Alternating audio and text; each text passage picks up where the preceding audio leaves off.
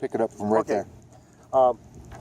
Yeah, I want to tell you all the details because if you read the first chapter for free, then you know you get the it'll play out better. But the bottom line is we had a psychic there. The psychic was flipping out. I put the psychic in the truck because she was saying we're all going to die, something's going to happen, right? And all these lights are popping up, and so we're packing up, and this is like 10:30 at night. We're packing up to get out of this area, and this is over near Ouray, Colorado, up on a mesa we're miles in, and as we're packing up, we hear this horrific scream, this animal's running for its life, screaming, ah! And it's getting louder and louder. Now we're in an open meadow surrounded by pine trees. We're above the aspens. We're way up there.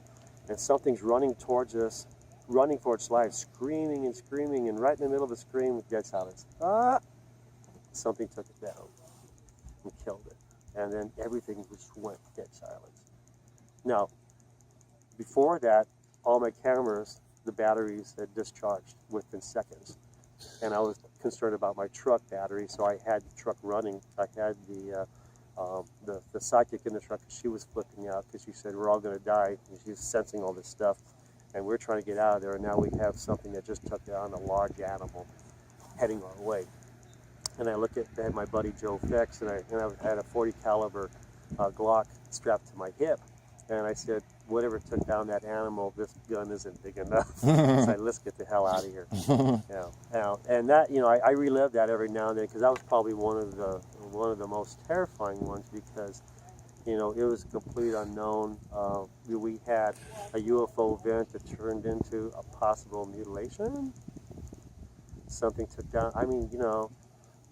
And then you hear the cases about humans being mutilated. So you have to take care of yourself. It's one of these things where when I was a deputy and someone would, we would be code 3 chasing somebody and they go into traffic, well, we'd stop, the pursuit because it didn't make sense for someone that you're going to pull over for a traffic violation, put someone's life at risk. Right. So you just call it off. And then, so we would say, catch you later. Right. Yeah, we had your ID, maybe we had your plates, we'll catch you later. But we're not going to jeopardize anybody's lives over something silly. Through a stop sign. Sure. Well, it's the same thing with your following. Well, we'll do another investigation later. I just want to make sure I'm around to do it. So you've got some night vision goggles. What's the weirdest thing you've seen with your night vision? And do you see as many things as Jimmy Church says he sees? He says every time you look, there's always something up there. There's some interesting things. I've seen lights in the skies, but everything, it's because I'm very analytical. It's debatable. I can tell you the funniest thing I've seen that I like to joke about. I was in an area where there was cattle mutilations, and then there was a triangular sighting. And I'm out there by myself, and this is like 1:32 o'clock in the morning, and I have my night vision out. And I'm scanning around like this, and I see 2 eyes. Because this, my night vision, this particular one was a 2X. And so it was magnified, and I see these giant eyes staring right at me, and I fell back on my truck because I was outside, about had a heart attack. A damn cow had walked up, and I'll never forget that because that way, I came to terms that an 1,100-pound cow could sneak up on me, and they can, they're quiet. That was the funniest thing. As for lights in the sky, you see a lot of stuff. With night vision, and most of the stuff I see, I'll be honest with you, satellites. I haven't seen anything that changes direction under night vision. The problem is I've seen stuff, and just like everybody else that have sightings, you're not prepared. You'll see something, but you don't have your camera, and it's so quick. By the time you get your camera, it's gone. So for all your listeners out there, what I suggest, or viewers, because this is YouTube, what I suggest is if you have a sighting, and it seems like it's going to be a pretty quick sighting, right?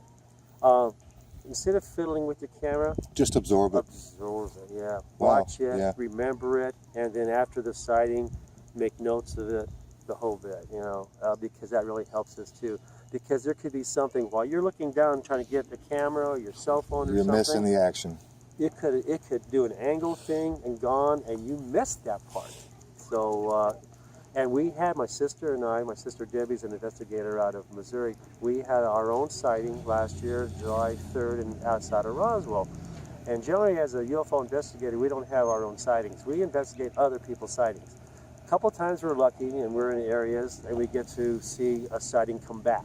And that's happened in Marley Woods, Missouri, because they've had these sightings have been going on for generations.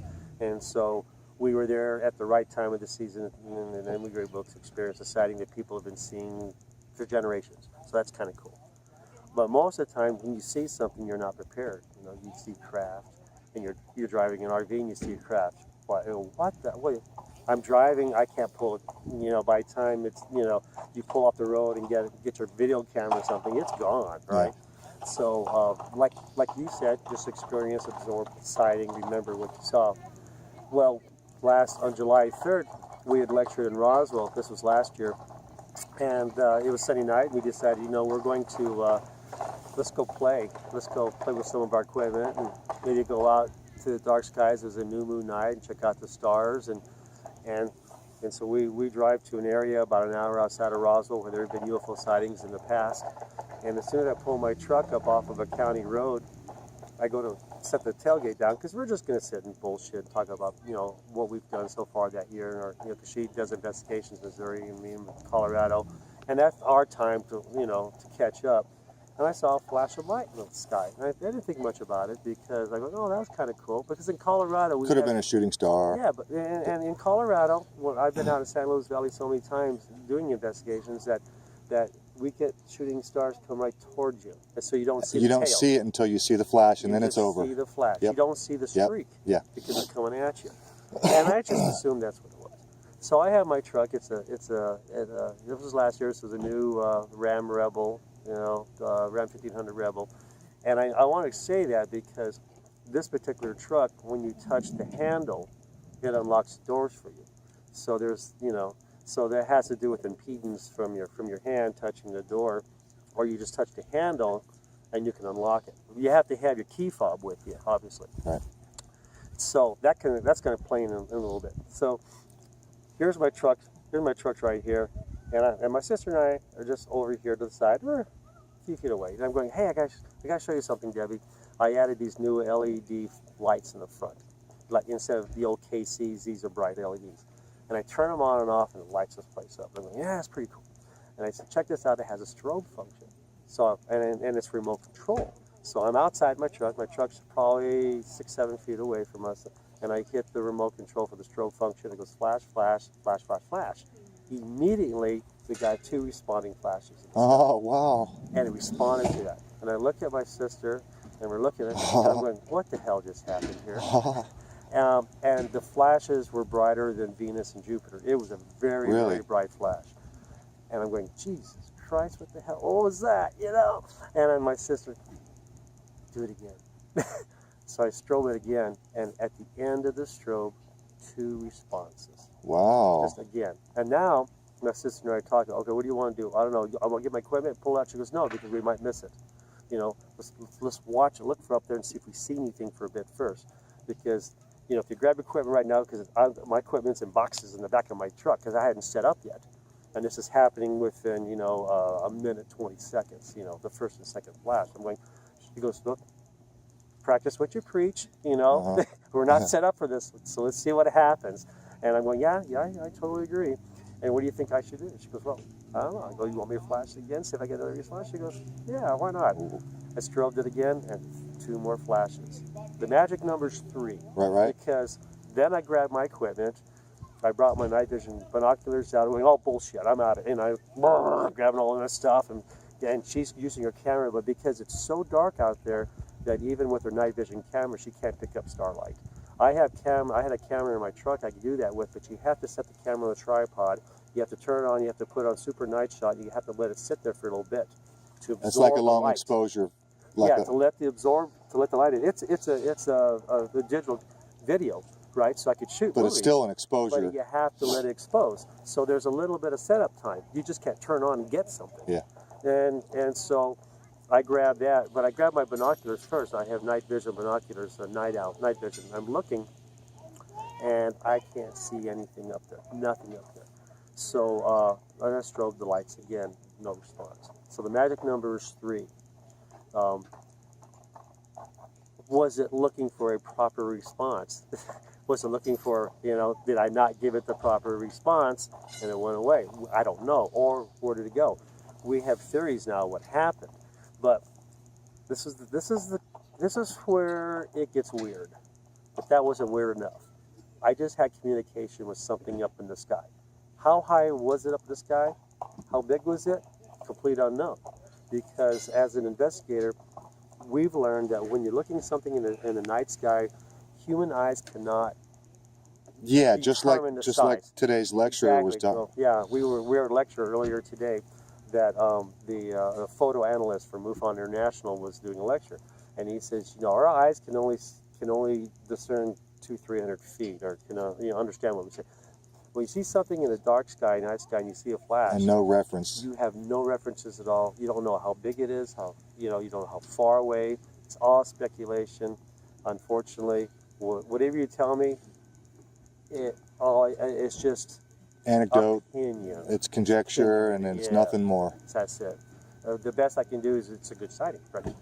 So I can't tell you how big this thing was. I'll let you know what I think later. So try to figure this out. A car comes by. I think I see a truck. My sister sees a car. It just comes by. We're on a.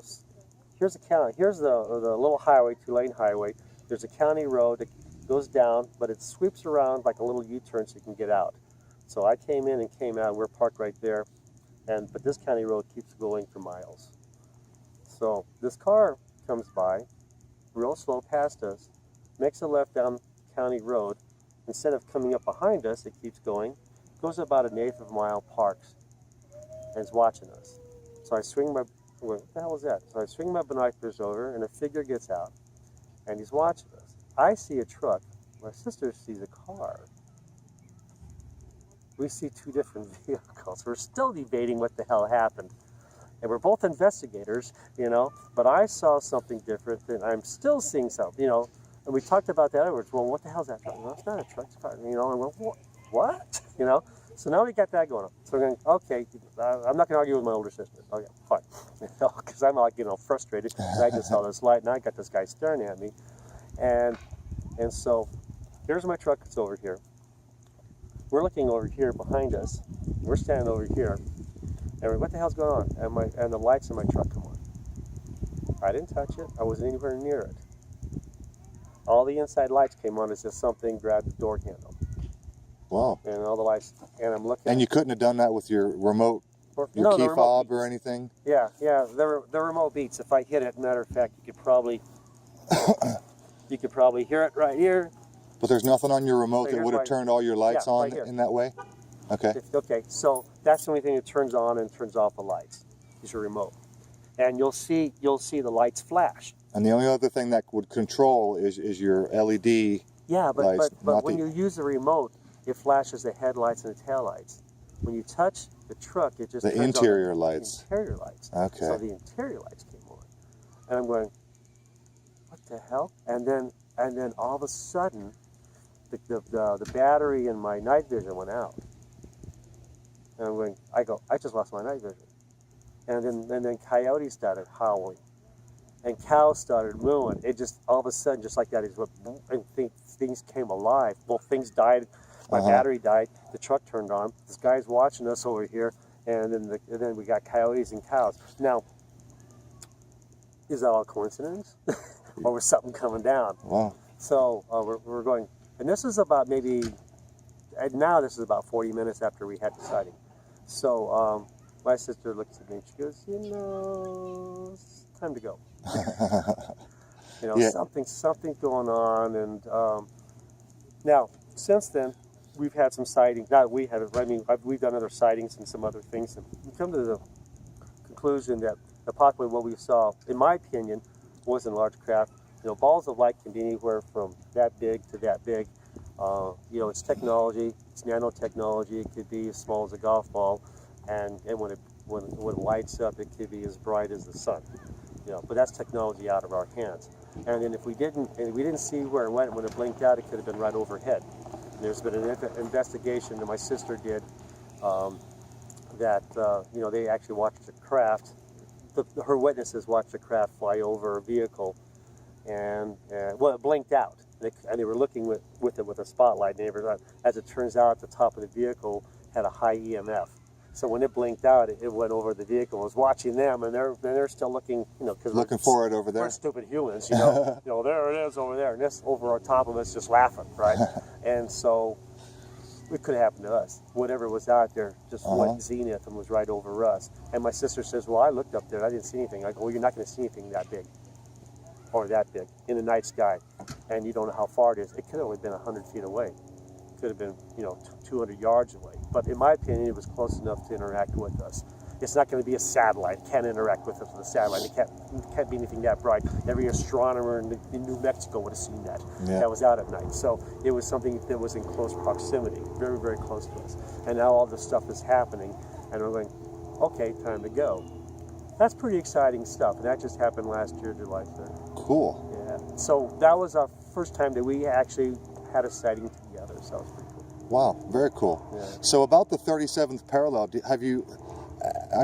you've had that theory now since what, 2011? Yeah, somewhere around. Well, actually, it goes back to 2006. Oh, okay. It started, but. All right. Yeah. Well, okay. So, then what? 10, 11 years? Have you come to any kind of conclusions as to why? You think it's a ley line? You think it's Earth grid? I mean, why this UFO 37th parallel highway? You learn more and more. The 37-degree latitude theory. It's really interesting. For some reason, people are deficient in vitamin D above it, rather than below it. Sure. So there's something else going on. It has to do with the way the sun hits, but maybe it has to do with the angle. I mean, this is stuff that we're still looking. Rotation of the Earth and the northern latitudes. It's colder. People don't spend too much time outside. Yeah, but there's that. Yeah, I looked at that. I looked at weather patterns. I looked at magnetic fields. I'm just talking human habit. Human habit. Yeah, but the northern. But it turns out, and that's true. That's true. But you would assume that the more you spend in the sun, and I brought that up with the doctor. Well, my own doctor, and they said no, it has to do. I don't know. That's really not the case, because the study is just that Eskimos will be, way vitamin D deficient, but that's not the case. But that was one of the things that we were bringing up. But then I started looking at the majority of aquifers in the United States. You can hit 90% of the underground water on the 37th degree latitude. Really? Yeah. Now, what's interesting about that, too, is all the cattle mutilation investigations I've done are near water sources. Right. A lot of the balls of light that are seen by ranchers are near Sure. Sightings and abductions are always near water. So for whatever reason, usually that phenomenon likes water. And one theory could be hydrogen. Mm-hmm. Rather than scooping up water, maybe they're taking the hydrogen. They can get oxygen all they want. I think get hydrogen. There's water moisture. There's vapor, moisture in the air. I mean, if they could get it anywhere. But for whatever reason, they like. And then we have the whole underwater bases and all kinds of stuff. Right. So that's just a theory.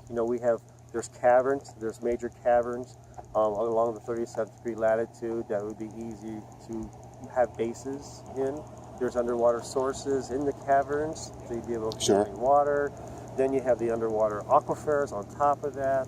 I mean, it's really interesting. I mean, we tracked back a cattle mutilation event that made the local news back in like 1890s or something, and there was a UFO, and they left 2 dead cattle void of blood, and made the local paper, and it was on the 37th degree latitude in Missouri. So, this isn't anything new, and it takes time. I mean, once I came up with my latitude theory, after I thought about it, wrote the blog on it, then I did a press release on it. It wasn't until it got public exposure, from the first couple minutes of the first season of Unexplained Files, and then the whole second season where I had a whole hour, and so you get a little more information, because you get information from people. They're going, oh yeah, this happened there, but because you don't know that. Information on the highway is really good right now, because now we're communicating, but there has to be a reason for communication. You have to be sparked to say something, right? Mm-hmm. You just can't go around asking everybody. I don't have the time for that. And so now, since the book, it's happened again. So I get a lot of information. When the book was released and when the paperback's released, and it'll go again if the movie gets done. And hopefully we'll get enough information and we'll figure out what's going on. Don't know. But that's the exciting thing about ufology is it's the unknown, and it's to drive to achieve the understanding of the unknown. And whether or not, if you figure it out or if you don't figure it out, it's one thing. But if you start to understand it and you become comfortable with what's going on, then that might be satisfying for you. But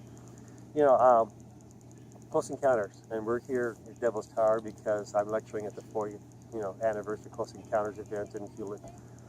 And we talked about this last night, that at the very end of the movie Close Encounters, how many would be a Richard Dreyfuss and go on the craft and leave? And a couple of investigators raised their hand, and I did. And they go, "You wouldn't leave?" And I go, "Richard Dreyfuss was a dick." That's exactly what I told the audience. I said, he left. He had a wife and 2 kids. He left. With 3 kids. That's right, 3 kids. Yeah, and he left a wife and 3 kids. Regardless if they were going through some troubling times, and maybe they would have got divorced, but he left his family. Yeah. Not only did he leave his family, but if he had parents, he left them too. So where was his priorities? His priorities were at the moment. Yeah. Oh, I want to go. Yeah. Really? Without That's even thought? interesting point. Yeah. Yeah. And they say, well, you wouldn't have gone. I go, hell no, I wouldn't have gone. I go, my satisfaction was, I saw aliens. I saw the craft.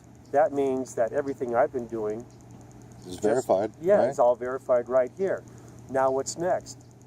Next is the next step. Now we have aliens, and now we have a craft, and now we have this going on. So what's the next step for us? So I need to be here to start building the next step of how we're going to, keep that communication. See, that's a good, smart approach. I appreciate that a lot. But I'm just not going to, oh, yeah, see you later, and then 40 years later I come back. Right. And okay, yeah, I'll be the same age, but everybody I love is, or maybe not. My kids will hopefully still be around, but, although, if you have an ex, you may want to jump on that. Which reminds me, I got another lecture to go to. Yeah, no kidding. I want to thank you so much. Well, thank you. You've been unbelievably gracious with your time, and I thank you so much for this. No problem. And like I mentioned, I do a 3-hour talk show with some colleagues, one in Canada and one in New York, every Friday. I've got your card. I'll send you an email. I'll be in contact with you, and hopefully we can arrange a time where it's convenient for you to come hang out with us on the show. I would love to do it. And do you get call-ins too, or? It's a live YouTube hangout. So there's a live audience that we can interact with, and then it goes on my channel, and then it also gets mirrored. My colleagues mirror it on their channels, and so it gets spread around pretty well. I love it. And absolutely. I'd love to have you on, man. All right, appreciate it. Thank you so much. All right, thank you very much.